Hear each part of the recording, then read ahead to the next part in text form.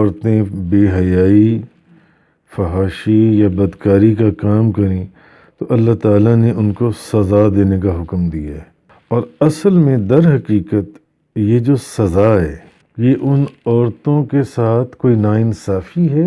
या ये भी एक हुस्न सलूक है। क्योंकि सज़ा मिलने के बाद जब वो कोई बदकारी करें या बेहयाई का काम करें और अगर उनको सज़ा दी जाए तो क्या होगा, वो उस बदकारी के काम से बाज आ जाएंगी तो आखिरत में उनके लिए बख्शिश और मग़फ़िरत का सबब बन जाएगा, आखिरत की सज़ा से बच जाएंगी। तो ये सज़ा देना भी उनके साथ, उनको ये सज़ा, इस सज़ा का देना भी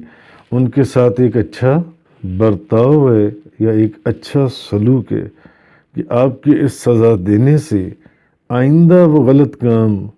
की तरफ जाने से बाज आ जाएंगी।